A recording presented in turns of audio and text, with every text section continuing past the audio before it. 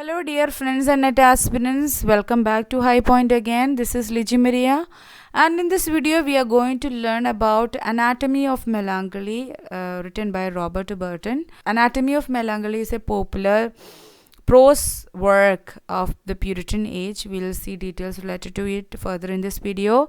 Before that, if you have not yet subscribed to my channel, subscribe to it and also follow me on Instagram to have more variety of materials which are relevant for your NTE, UGC NET, JRF, English Language and Literature Paper 2 preparations, and also visit my website www.highpoint.in. There too we are providing lot of materials for your NET JRF preparation Paper 2 English. And after having the free trial, you can see whatever we have provided there in the form of audio lectures, downloadable PDF materials, and previous and practice question papers.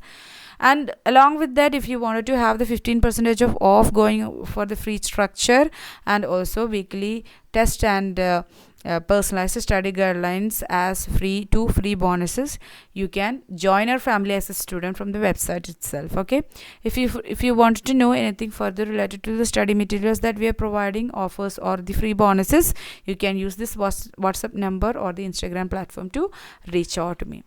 So the video is about the Anatomy of Melancholy, written by Robert Burton. Let's see an introduction about the author, Robert Burton, who has lived from 1577 to 1640. Okay, he was a writer of the Puritan age. His first and only work, which is believed during his time, was the Latin comedy Philosophaster. So during his lifetime, while he was still living, this is the first and only work that came out. The Anatomy of Melancholy is of style and valuable index of philosophical and psychological idea of that time.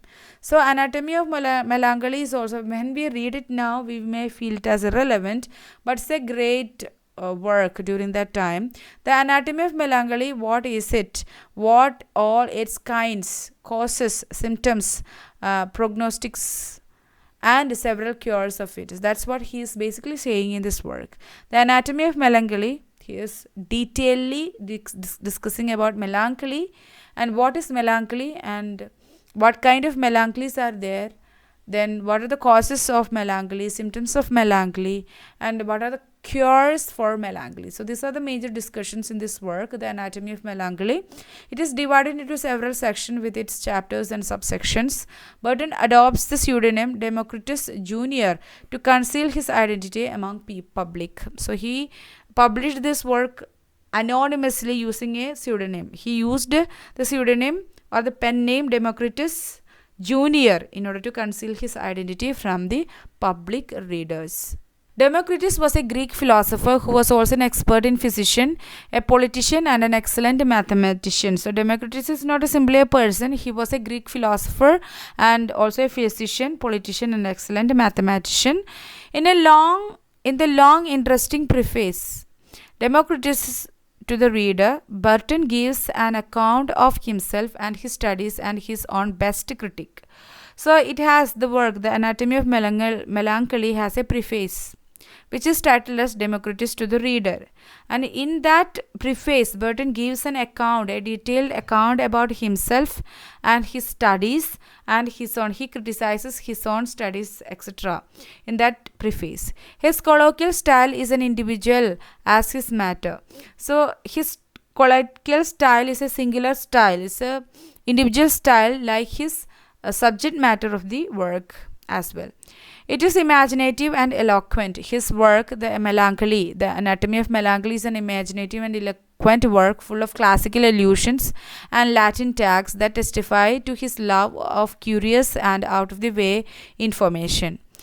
Every page is marked by keen irony, profound and gloomy humor, and by strong and excellent sense. So these are the features of this work, qualities of this work. Every page is marked with keen irony, profound and gloomy humor, and by strong and excellent sense. Burton's prose style is different and it consists of long and loose sentences. Both long and loose sentences are quite everywhere in his prose. This is a different style. Now let's see an introduction about Anatomy of Melancholy. It was published in 1621, and he wanted to show how the words of others had described the melancholic aspects of human predicament. So he wanted to show through his work that how words of others had described the melancholic aspects of human predicament. Melancholy is an old concept. In ancient Greek, melan means black and whole is the word for bile. For melancholy literally means black bile. It's a kind of gloomy bile where it invokes fear and a sadness. So melancholy is a sadness only. The work is a catalogue of passion as well as compendium of quotes and stories. So here we can see diverse number of quotes and a catalogue of passion. Different kinds of passions are discussed in order to bring about them as causes of melancholy. It is considered as the major text in the history of Western cognitive science because of its themes and encyclopedic nature of the book. It's so epic in nature. It's a major text in the history of Western cognitive science because of the themes that it is discussing and its encyclopedic nature. The book ranges from subjects such as medicine, astronomy, philosophy, literature, arts, politics and nature. So many other, not only melancholy is discussed, in connection with the melancholy, many other subjects are discussed: medicine, astronomy, philosophy, literature and arts, politics and nature. It is dedicated to George Berkeley, a contemporary writer, George Berkeley. Okay, remember that. Now, the book begins with a poem, Democritus Jr. to his book. That's a poem and it's also a preface. Then there is a long introduction to the book, Democritus Jr. to the reader. Then comes the first partition. First partition focuses about the more common generic sort of melancholy, causes and symptoms. So mainly generally discussing about the melancholy, its causes and symptoms. Melancholy is omnipresent and universal. Anything and everywhere, in everyone's mind, there is a melancholic status. It is omnipresent. You cannot see it visibly, but it is everywhere. And it is universal, common to everyone.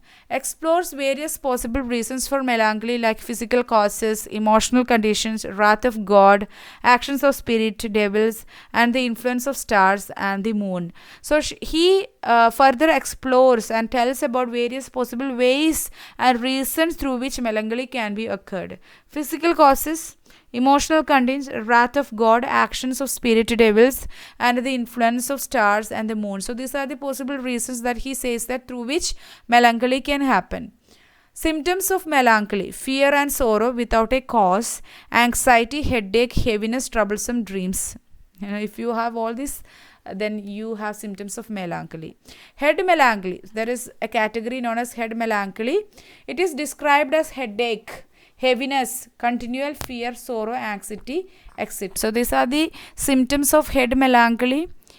Now, windy melancholy. Head melancholy is there, windy melancholy is there, fearful, sad, anxiety, troublesome dreams, heaviness in heart, etc. are the major symptoms of windy melancholy. More or less they are saying the same thing, okay. There ends first partition, then comes second partition. Second partition suggests cure for melancholy ranging from lifestyle changes to medical solutions. So he suggests many lifestyle changes to prevent melancholy as well as medical solutions. The need for prayer is stressed and the avoidance of everything that he has pointed to as a cause of melancholy. So he has, in the previous first partition, he says many things as reasons for melancholy. Okay, so you need to avoid that, and also he stressed the importance of the need for prayer in order to avoid melancholy. Humor is also an important medicine in treating melancholy. And in the third partition, what he is saying, let's see. Third partition is devoted to the most complex and irrational mind ailment, love melancholy and religious melancholy. So in the third partition, he is mainly discussing about love melancholy and religious melancholy. In the third partition, large part of the session is about love melancholy. So love melancholy, he says that complex and irrational mind ailment. It is a most complex and irrational mind ailment, love melancholy and religious melancholy.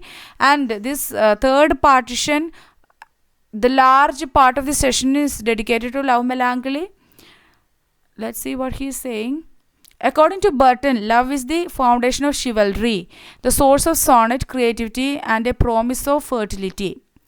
So, according to Burton, love is foundation of chivalry, and it's it's a source. Love is a source for creativity, and it's a promise of fertility. Because of love, people get married and they will create it for the generations. Irregular heartbeat and sweating in an abnormal manner and blushing are all physical symptoms of love attractions.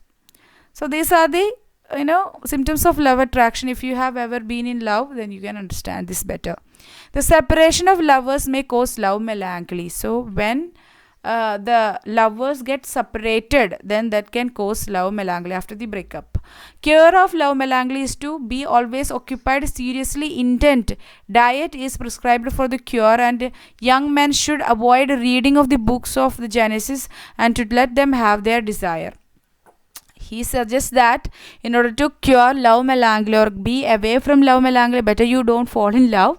Other than that, you need to, after the breakup, you need to seriously occupy yourself. You should not sit and think of him or her, and a strict diet need to be followed, and you should avoid reading something that will awake your desire, that will awake your passion for that person that you once had, and you don't have to awake that desire again. Religious melancholy is regarded as the branch of love melancholy only. Deprivation of the God's love was the cause of religious melancholy. Maybe all these things are not relevant now, but still it was relevant during the Puritan age, so we have to learn. And some of you must have learned this in the MA classes. I have learned this in the MA classes. So that's all about the anatomy of melancholy. If you want to know further anything, you can comment that in the comment section. Also comment your suggestions and go and visit my website. The link to the website is there in the description box. Subscribe to my channel and also follow me on Instagram. Thanks for watching this video. That's all about it. Meet you in the next video session. Until then, stay tuned to High Point and be happy. Tata, bye bye.